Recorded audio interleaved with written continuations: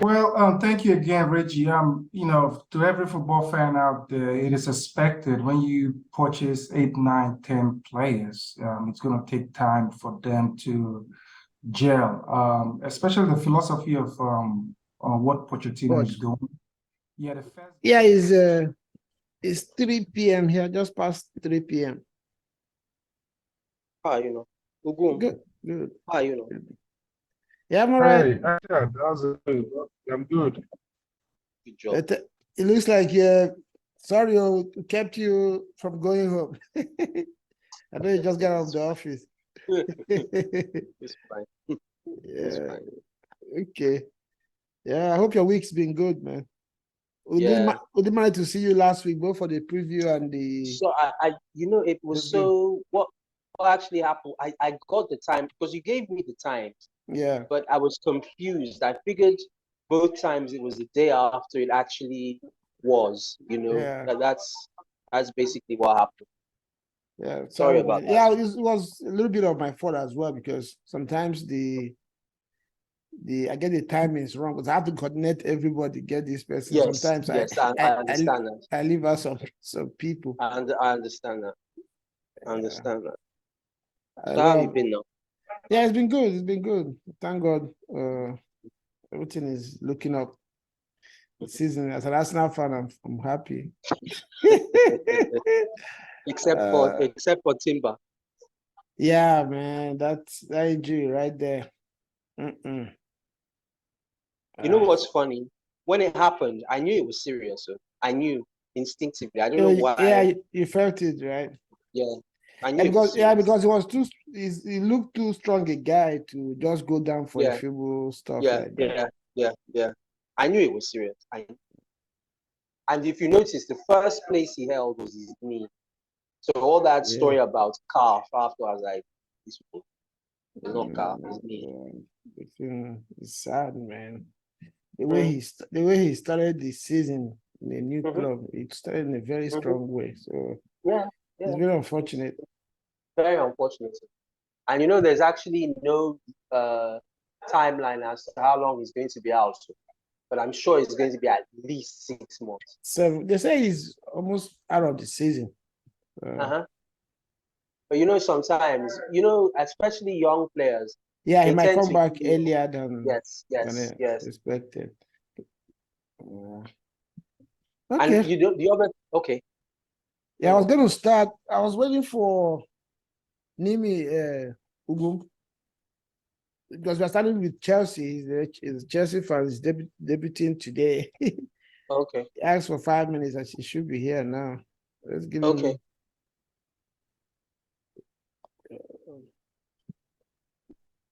Yeah, maybe we should start. He will join us. Okay. Yeah, Transit TV, we're back again. With my main guys, Richard and Ugum in the house. We still expect Choma to join us. Nimi is joining as well to look at the games for this week. We have some very tasty games out there coming up this weekend. We expect Arsenal and City to continue with their 100% start to the season, with their games looking on paper, of course, that are going to be able to wrap those two games up and continue with their 100% start to the season. It looks like United and Chelsea also, if they are serious this season, also have a chance to get back to winning ways and give their fans something to cheer about and look forward to a positive season. And if they don't manage to do that this weekend, obviously it's going to look very gloomy for them. As well, Liverpool also have a chance as well to put some more points on the board, regardless of the mess they've had so far in the transfer window. The fans are crying wolf. Nobody wants to take the blame. Some people say it's club. Some people say it's FSG, the owners of the club. Some people say it's just a mess at Liverpool right now. And to compound that, we also have this news that broke earlier in the month about Salah going to Saudi Arabia. But recent news indicates that it looks like these guys are not backing out. The Al-Nassr guys are not backing out. Here they have approached Salah with some very, very serious offer, which looks like he's considering it. He's gone to Liverpool to find out what's going on. Liverpool says Salah is not for sale. So it's still left to be seen if Liverpool are going to be different, because the offer, from what we hear from Fabrizio Romano, the transfer expert, it seems the offer is a very tasty one and beginning to tempt the Salah camp. So we're going to look at all that today. And with me is Ubum and Richard for now, while we wait for others to join. Guys, you are welcome to the show. Good evening. Thank you, Good Reggie. evening. Oh, yep. Thank you, Reggie. Good evening. Good evening, viewers. Yeah, good evening. Good to see you again, Richard, man. We missed you last It's week. been a while. Yes, yeah. Sorry about that. A few viewers have reached out to me personally, DM me and were asking me, hey, what happened to Richard? I say, oh, Richard, we are battling to get him to align with our time here. Sometimes it's too late for you guys to be awake over there in Nigeria. Ugum, you're welcome to the show. Thank you so much, Reggie. Richard, it's a pleasure to be on the show with you again. As it is, man. The pleasure is all mine. Yeah, thank you. I want to welcome everyone to our usual preview show for the weekend. Just like Reggie just said, actually breaking news about 5 minutes ago from Fabrizio is that Arsenal are almost at the point of agreeing a deal with Monaco for Larry Balogun. It's very advanced, and there's a likely to be an agreement shortly to get Folari to Monaco. Okay, yeah, Nimi has joined eventually. The Chelsea deputant in the house. We're glad to have you. We've been looking forward to having you on the show. Thank you very much, Reggie. How you all doing? Yeah, good to see you, man. Good to see you. I'm so happy to see you. Yeah, Nimi is really involved in grassroots football, very strongly in Houston, Texas. Here, he's the coordinator, the media guy on the Texas Challenge, and he's also working with the national all Nigerian games going to be hosting in Chicago this later this end of this month, 1st of September to 3rd of September. Yes. So we know you're a very busy man. You're having meetings left, right, and center to make that event, a successful one. I'm going to be there as well. We have some peace in the tournament as well. So we appreciate you taking our time to be with us on this show. I will look forward to seeing you a little bit more as we go. Yes. Thank you all, man. Thank you, the viewers. I've been trying to get on this show. First of all, it's all blues, man. Apart from the national, as you said, we're trying to host the All-African tournament in Chicago, 1st to 3rd. Luckily enough, I'm the public relations officer of the national page, so I'm the national body, and I've been speaking with Reggie. I'm excited to be here, and let's get it going. It's Chelsea FC for life. Always, Chelsea fans never fail. They always represent vocally. Choma, good to see you. Good to see you. Thank you. We are happy you made it at last. Sorry to bother you today. I know it's busy for you out there. No, good evening. Good evening, everyone. Good evening, Reggie. It's actually evening down here. Yeah. So I'm all tired of. The last time you say you wanted to show us your hair. Today you're hiding it. What's going on? No, I do have moments. Yes, I do have moments. So yesterday I was flying my hair. Right. But today I'm just covered up. Okay. Ready. We'll wait to see. Yeah, guys, we have a lot of stuff to talk about today. There are so many tasty games out there. Like I said in the beginning, United and Chelsea have a chance to improve or get their season in a positive way. But the fans are really are not happy with the performance of their teams. But this weekend it looks like the fixtures favor them a little bit, especially on paper, to get the 3 points and make things look positive in their camp. Arsenal and City, on the other hand, of course, have a chance as well to continue their 100% start to the season, while Liverpool also have a chance based on their fixture this weekend as well, to continue with to get some 3 points on the ball, regardless of the mess they have in their team right now. We know there's issue with Salah. Salah has gotten a very, very tasty offer from Al Nassr, and he's considering it from what we gather from Fabrizio. But Liverpool insist that it's not for sale. But we'll see how all these are going to affect their games this weekend. So we'll start off with Chelsea. Your game is tomorrow against Luton Town. We don't know, personally, I don't know much about them, but from little I've read and seen, it looks like they're a very aggressive team. They don't hold back. They try to come on their opponent as much as they can. We know Chelsea have quality in their team, but presently the team is not really gelled.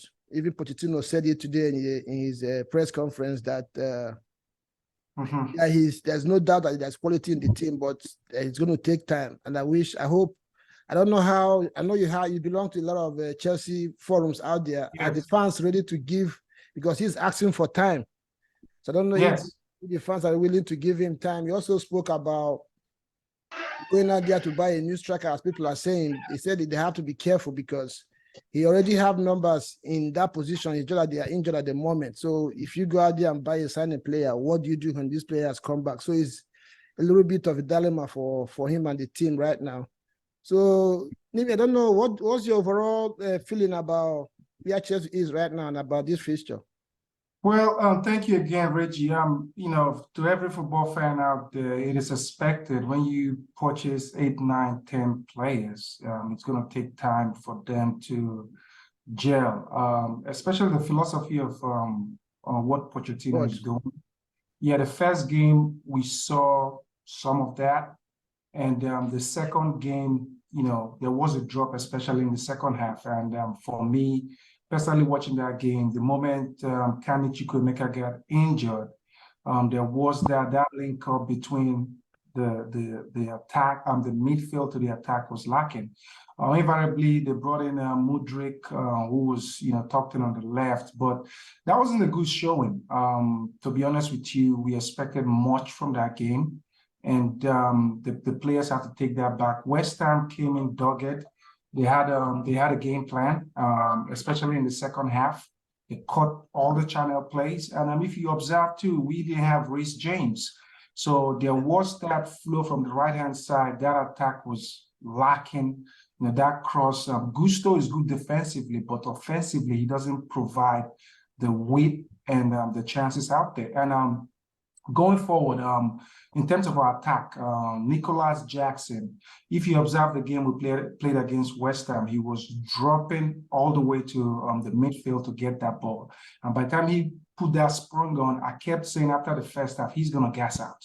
You need a striker that's closer to the box that could get those channels. But that link-up play was missing. So going to Luton Town, the game against Luton Town tomorrow, I expect Pochettino to go with a back four of Chilwell, Gusto, Thiago, and Colwill. He will play with a two pivot with Enzo and Caicedo. Yeah. And on the 10, that's where we have a big quagmire on who's going to play that wing. I am guessing he may play Matheson, or he may put Sterling in there, or Chukwuemeka, but Chukwuemeka is injured. So all we are doing, everything going on with Chelsea just around. Did you say Madison? No, Matheson. Madison plays for Tottenham. No, Matheson. Matheson. Okay. Matheson, the young kid there. Yeah. In preseason, he's a left back, trying to left mid. But then I have set it up to round it up.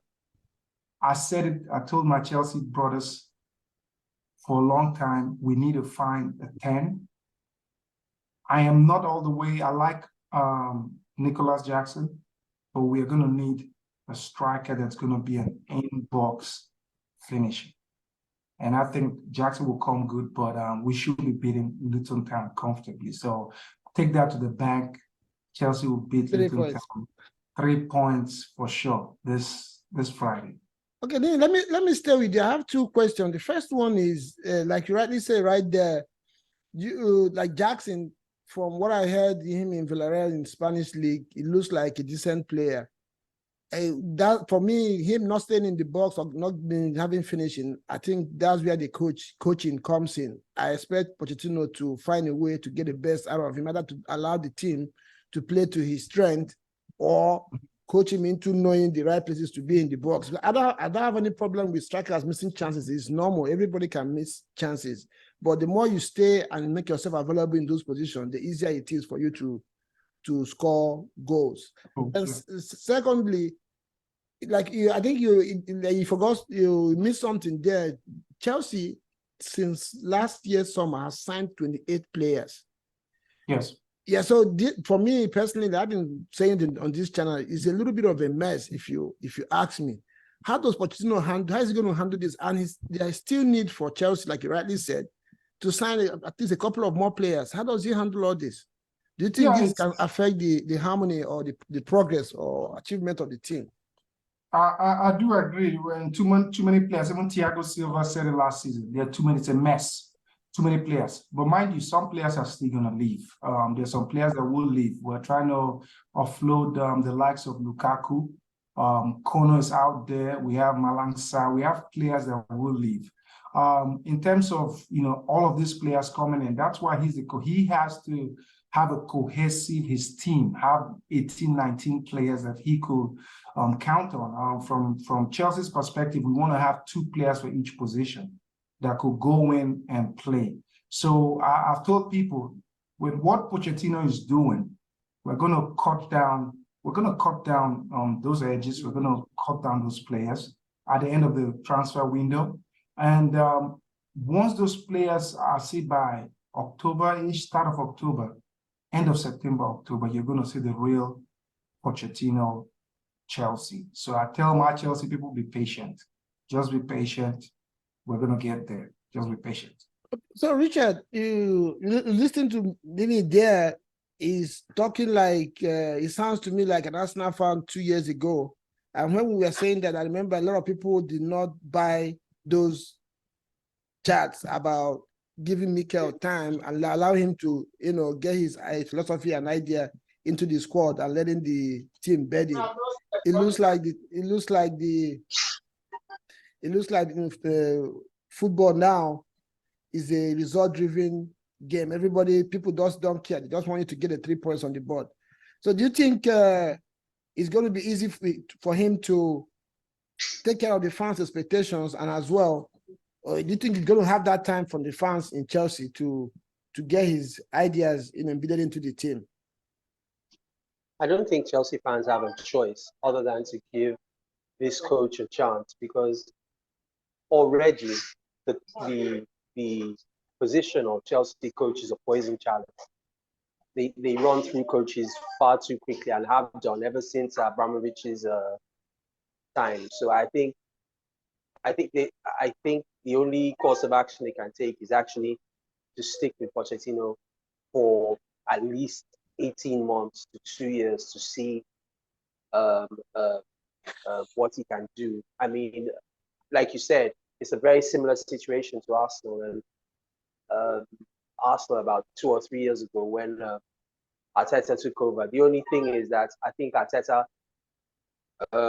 bought himself a grace period by winning the FA Cup. The other thing is that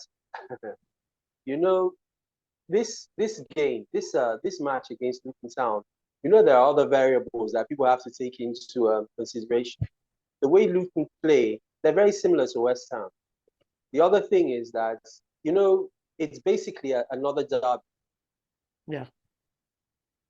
So, it may not be straightforward for Chelsea. Admittedly, Chelsea are at home. But the other thing is that Luton haven't played for 2 weeks. So they will be raring to go. Okay, yeah, the game was postponed last weekend. It was postponed. Yeah. It was postponed. So it may not be as straightforward as everybody's thinking. Everybody's predicting. Okay, yeah, Choma, do you have anything to say about this game? What's your expectation of what does Chelsea need to do to get 3 points out of this game? Okay, it's I think they need to get their acts together. I mean, that's the reason why we've been having this conversation. Hence the reason everybody has.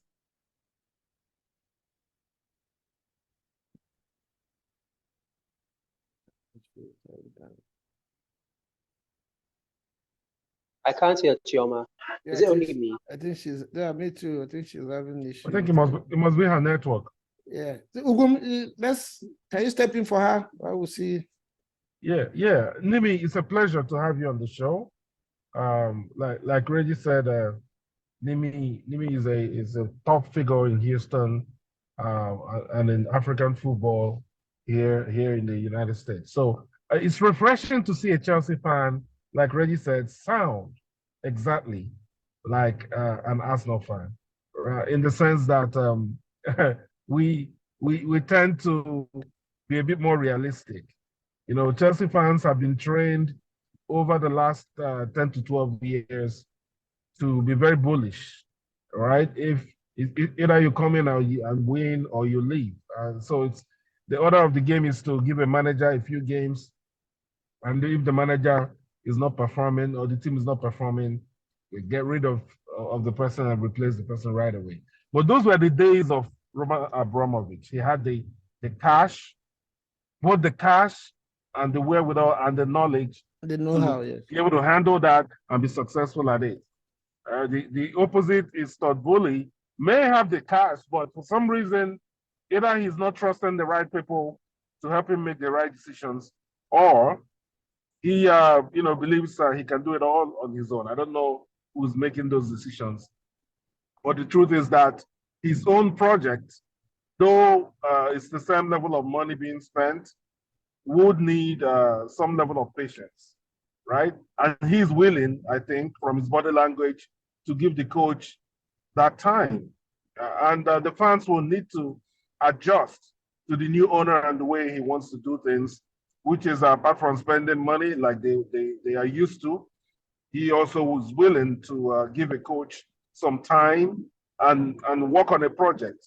Chelsea has never been a project club, but they have a project going on now, and the fans just have no choice than to get behind their new coach, get behind the new team that they've got in place, and give them a chance to really get things going. So Nimi, up you, man. I wish your guys would listen to you and follow what you've said. That's my opinion. Yeah. For me, I think tomorrow for Chelsea to get anything from this game, they need to score early goals, because once they allow Luton to get into that confidence mode to feel that they can get something out of that game, or maybe manage to score a goal out of counter, it changes the whole dynamics of the game, and the panic mode will come in, and then anything can happen from there, because that's what happened against West Ham. It's not like West Ham played so much better than Chelsea, but Chelsea couldn't take the chances at the beginning of the game. By second half, West Ham managed to get a hood into the game, and we know the rest of the story. So for me, tomorrow, Chelsea just need to, I don't care how it comes, whether from a corner kick, from a free kick, even if it's an own goal, just somehow get ahead in the game, then you can stamp your authority. And I also expect Caicedo to be a little bit more confident and sharper tomorrow. Probably he will start the game, from the blast of the whistle, and probably do, if not exactly, but at least close to what we know him to do while he was in Brighton. Thomas, sorry we lost you there. Good to have you back. You want to finish your submission? I think she's frozen again. To end it here, I don't know. I want us to do a little bit of a prediction for the games. I have 5 games here. Richard, are you up for it, Tony? I am. Yeah. So we have the first game is Chelsea at home to Luton Town. I'll start with you, Richard. What's your prediction on this one? I think Chelsea. I think it will be closer than.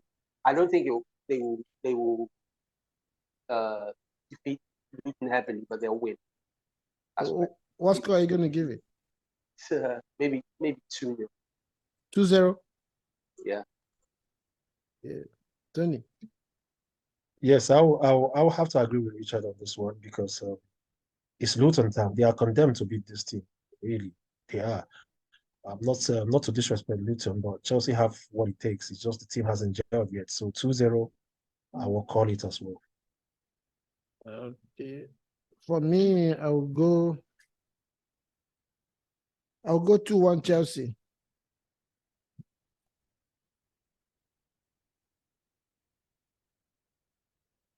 Then we have Bournemouth at home to Spurs.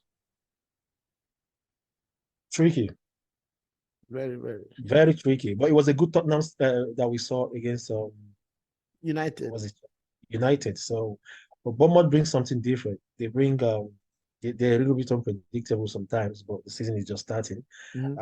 I expect this to go down to the wire. 2-1 Tottenham. Okay, 2-1 Tottenham.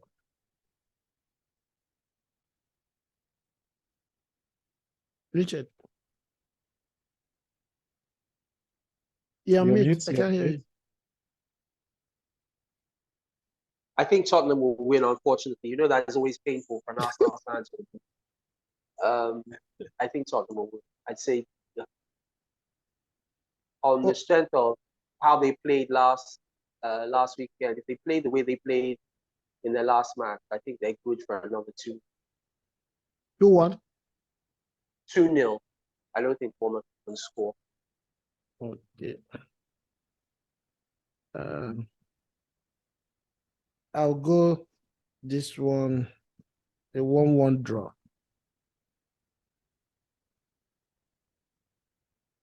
Bournemouth will score in this game. It's going to be a draw, but it could be 2-2, but I believe it's going to be. Then we'll have Brentford at home to Crystal Palace. Tony. Another exciting game. Very, very. One or draw. I just keep it brief. Okay.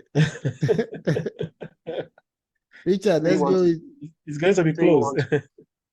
I don't think so. I think Brentford will win 3-1. Okay, Richard says 3-1. I'll go Brentford 2-1.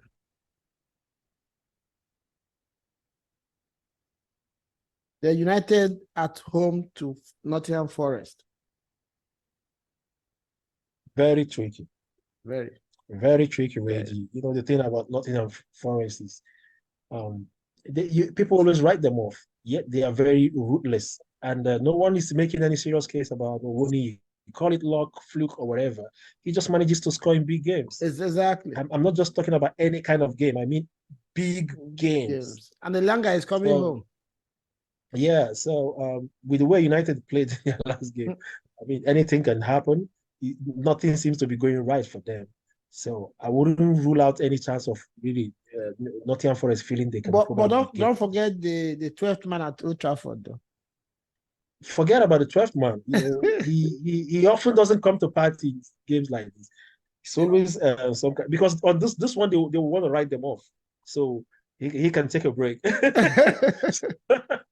So, but I'll still give it to them. I'll say 2-1 again to United, but I wouldn't be surprised if it goes Nottingham Forest. Richard. 1-1. That's wicked, man. That's quite wicked. He gave them no chance. He said 4-1. We don't know which team. No, I said 1-1. He said 1-1. Oh, great. Yeah, he said 1-1. Great. That's spot on. I will go 2-2 in this game.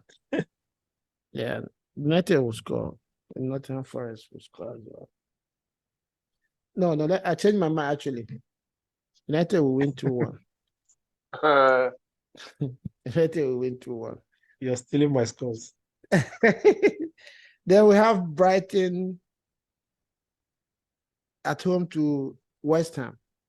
Tell me about it. West Ham. Yeesh. Let Richard start this one. Richard has been bullish in these predictions. Let's hear him again. You know, the way Brighton cannot continue the way they started. The bubble will burst. It may not be this weekend, but West Ham are capable of getting a result. The same way nobody expected them to beat Chelsea. They're capable of getting results. They'll be confident. They're going to the league leaders. So although I think Brighton will score, but I think West Ham will win 2-1. 2-1 West Ham. Honestly, I don't see West Ham winning this. I hope you remember that West Ham is away in this game. Yes, now. Yeah. Okay. I really do not see West Ham winning this. It would be like a big surprise. I've seen Brighton play, and they are really full of confidence.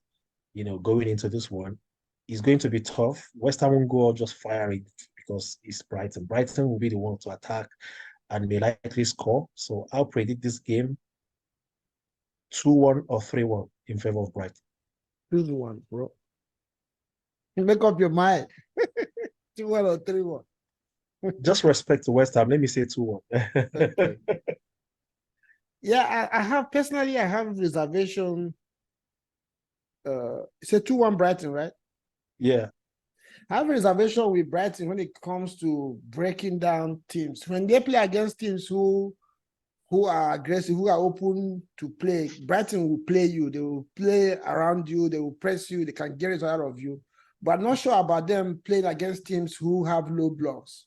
I don't still know how if they have the ability to break down teams like that. So, and Newcastle, West Ham coming to Brighton, I don't care what anybody says. David Moyes is going to set up in the same way, try to play on a counter, which is going to make it difficult for Brighton to get goals. So I'm looking at this one as a draw. Like Richard said, Brighton has not matured into that team that will go and win 4 or 5 games on a spin. They still have their blips in between games, but they just keep, turning out results every now and then. So I go for a draw in this one, 1-1. Then the game of the week, Newcastle, Liverpool. Who's going first? I'm tempted to go for. Okay. I'm tempted to go for Newcastle. I think because they're at home and they're just coming off a defeat to City, they will be the hungrier side. They want to start making those statements early. And don't forget they have players who can score goals. People don't understand that. Even as we speak, Alexander Isak is just number 3 on the scorers chart. He hasn't really gone so bad. They only lost to City, so it's not what any team can beat up themselves for. I'll give them, again, I'll call it 2-1 in favor of Newcastle. Okay, Richard. Last week, I thought Newcastle would get some sort of result against Manchester City. They didn't. I think that they'll do better against Liverpool. I don't think so. I think it will end 2-2. Okay, I'll go for a new. Oh, Tony, I didn't write what you said. I said 2-1 Newcastle. Newcastle. Okay. Yeah, I'll go for a 3-1, 3-2 Newcastle win. Liverpool will score, Newcastle will score. Because Newcastle will come out in this game, try to score goals. They will concede, but they will score Liverpool. 3-2. So, guys, this is where we'll call it the end for this weekend's review. We look forward to our predictions by next week, Monday. We should be able to, to know how this one panned out. It looks to be a very exciting weekend for fans. There are so many games to look forward to, not just the club you support, but there are so many games out there. There's Brentford against Crystal Palace. There's United at home to Forest. Brighton is going to be at home to West Ham. Okay, we didn't do Arsenal. I was going to say that. I was going. Arsenal, Fulham. I was like, did you just rule out Fulham? Arsenal, Fulham. Richard. Hopefully we'll score goals. Hopefully we'll score goals. 4-0. Ish. Ish. Ish. Tony. Fulham, very funny team. they only managed to beat, I think it was Everton, right? At the beginning of the season. So Yeah. I expect Arsenal to win and win convincingly in this one. I would say 3-1 Arsenal. 3-1. Then you stole my scores in my mind. Yeah, I also went for Arsenal. We win 3-1 because Arsenal is used to conceding goals at home because we just come out at teams like they're not going to attack us. So I see Fulham scoring one in this one. Arsenal run away with a 3-1 lead. Like I said, as a football fan, you need to clear your calendar this weekend. There are so many games to watch, so many exciting games potentially, especially on paper. Arsenal, Fulham, for me as an Arsenal fan, of course, they not miss. Newcastle is going to be at home to Liverpool, Brighton, West Ham, United against Nottingham Forest, Brentford will be at home to Crystal Palace, and Bournemouth at home to Spurs. They also within Chelsea, of course, they need to bounce back. They're going to be at home to Luton Town. City is going to play away to Sheffield United. We expect them to. It's not one of our key games this weekend. We expect them to run away with the 3 points on that one. So, guys, thank you for coming to the show, and we look forward to seeing you next week. Our viewers will remind you again, if you have not subscribed, please go ahead and hit the subscription button, like and share this video, and let us know your opinion on the topics we have discussed. It's been a long one. It's been an exciting episode this weekend. We also want to hear your opinion, and let's also see your predictions in the comment section, and we'll review them when we come in the post-game episode next week, Monday. Thank you for coming to the show, gentlemen, and it was always a pleasure being with you, Tony. Sorry, we always keep you late over there. It's got the time difference, and thank you for the sacrifice. I really appreciate you. The same thing with you, Richard. I've been trying to get you guys, Richard especially, I've been trying to get you on the show because most times it's late for you, but I'm happy that you were able to, find time to join us today. Thank you very much, and I wish you luck over the weekend. We'll see you again on Monday. Yeah, thank you. Yeah, bye, guys. Bye.